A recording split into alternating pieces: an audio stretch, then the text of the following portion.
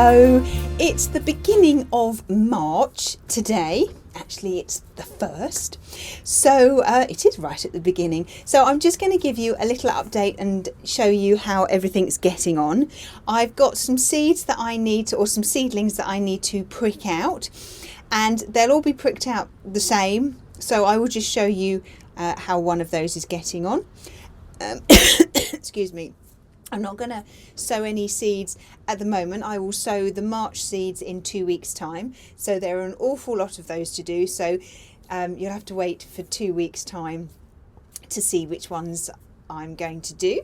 So let's have a look at the seeds that need pricking out, or the seedlings that need pricking out, and I'll show you how I'm going to do those. In this tray here, I've got my sweet peas growing, I've got some leeks here, I've got some exhibition onions, and I've got some dill at the back.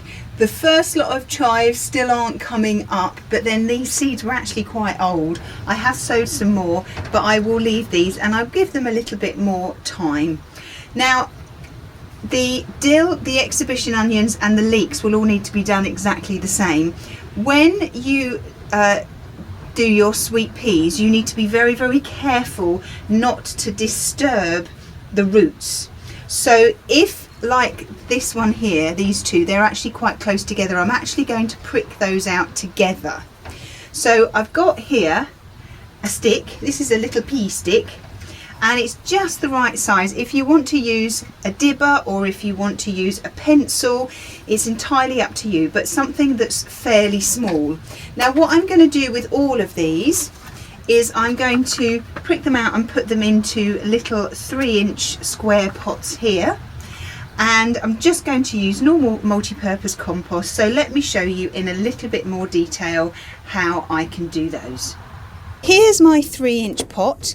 All I'm going to do is I'm just going to fill it with multi-purpose compost, give it a tap down like this, and then first of all I'm going to get the peas out. So, oh, you can't actually see that. Let's just move this over ever so slightly. Hopefully you can see that. So I'm going to take these two out together and then I'll see if I can prise them apart. So just very gently get your stick underneath, because the roots will actually grow quite large, so they can twist in amongst each other. I'm going to get my finger in there now. Oh, it's all nice and warm. Oh, how lovely. Okay, so there we are. I've got those out. Oops, just about. There's one, and there's the other one. Right, now let me just show you these. Be very careful when you're picking them up, because you don't want to damage them. You don't want to put any strain on the stems of any of the seedlings. Whatever seedlings you're pricking out, you don't want to grab them by the stem and pull, because you're likely to either damage and bruise the stem, or you could break them.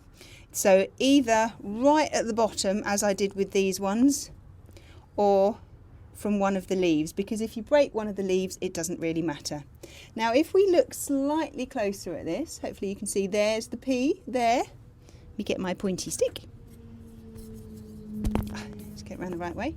Right, there's the pea there, and you can see it's got a fabulous root system on it. Now these came apart really quite well, so let's just move this one back a little bit. So all I'm going to do is I'm going to make a nice hole in the compost and then drop my seedling in. Make sure that all the roots go down nice and gently, and then all you need to do is to fill in around the seedling and then firm it in. So that's one sweet pea done. I will do the other one quickly because I don't want to leave them out. You don't want to leave seedlings out for too long, otherwise they'll get dry, and they are very delicate, and they'll actually, you might find that if it's really quite warm, that they'll actually die, so you don't want that. So you only want to take the ones out that you're actually using at the time. Okay, so there's those. So next what I'm going to do is we're going to look at all of these ones. I will do exactly the same. So we've got the leeks, we've got the exhibition onions, and we've got the dill. Now I will prick the leeks and the exhibition onions out, and I put one in an individual pot. But what I will do with the dill is I'll most probably take a little group of about 5 to 10, it just depends, and I will put a little group of seedlings of the dill into a little pot. So again, all you need to do is you need to get one of these little pots, fill it up with compost right to the top, give it a shake down like this. Okay, make a nice hole down as far as your finger will go, and then all we need to do is to take out one of these little seedlings. Let's just move that along.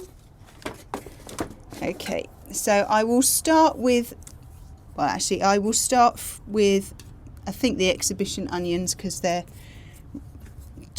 slightly easier to get to actually. So just put whatever you're using to get them out into the compost at about a 45-degree angle, and then just gently coax them out.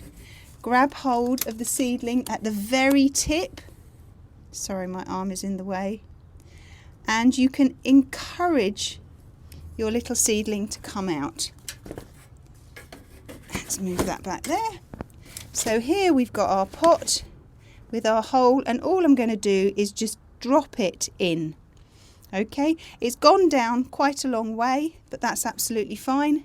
Just move the soil around the seedling, firm it in nicely, and that is all done. So I will carry on and I will do the rest, and as I say, I will do one in each pot. Apart from the dill, I will do between about 5 and 10. I'll do find a little clump and just sort of pop them in. Now the other seedlings that I sowed 2 weeks ago, so the tomatoes and the peppers and the cucumbers and the melons, none of those have started to come up yet, except the cosmos, which I'm really pleased about. So let me show you those. As you can, hopefully you can see, there's the cosmos. They need to get just a little bit bigger before I prick them out, and when I prick those out I will do them in exactly the same way that I've been doing the onions, and I'll do the leeks and all of those. So I'll most probably give these about another week and do those. So that's those, and the aqualegias are starting. There's only a few. Sorry, the sun's shining right in there. I'm not complaining. Let me go this way round. Let's see. Hope you can see. There are some aqualegias here, down the bottom, some there and some there. So they're starting to come up. And down the bottom, right down the bottom here, I've got some African marigolds. And the lobelia are doing well. Up the top there. They're starting to poke through. So I've got more that are coming through. You just need to make sure that they don't get too wet. They look like they've been nibbled. Something has been nibbling the top, which is really bizarre because they've had a cover on top of them. Wonder what that is. That's probably one of those annoying little flies or something. Anyway, I did sow loads, so hopefully there will be enough and they'll recover. They should do. So that's those. I haven't started. I know I said 2 weeks ago that I was going to sow the what did I say, parsnips and the radishes, but it's really, really windy outside, so I'm not going to do those yet. But there is something outside that I do want to show you, so come outside and let me show you. What I am going to start doing is I'm going to start digging up all of my parsnips that I sowed last year, and also all of my beetroot. And what I'm going to do with these is I'm going to cook the beetroot and then freeze them, and I'm also going to cook the parsnips a little bit and then freeze those so that they'll be ready. So if we do want some roasted, then I can just take them straight out. So I'm just going to dig them all up in as I go down. I will keep all the really good ones. Any that are squidgy, you know, really small or just not worth it, then I will get rid of those. Once I have cleared all of this space, then I will let the chickens have a good old play on here, because I'm sure they'll have a wonderful time having a great scratch. But these are just a few of the ones that I've, as you see, oh, that one's too small, I won't keep that one. These are some of the parsnips from this year. I've just dug these ones up. They're really good sizes. They're absolutely brilliant. Okay, that one's a little bit small, but they're really, really good. I'm so chuffed with all of those. And to be honest with you, these beetroot have been absolutely amazing as well. They're all varying in sizes. We've been roasting these and they've just been absolutely brilliant. Again, if any of them are a little bit too small, then I will just get rid of them. But as you can see, hopefully, let me just get down here. These are all, I mean, they're brilliant. They're so large, they're fabulous. So yes, that's those. As you can see, I've got an awful lot to be getting on with in the next 2 weeks.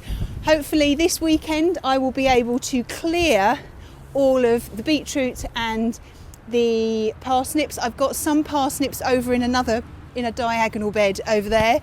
You can see behind me I've got some Brussels. We are working our way through those, but we've still got quite a few to eat.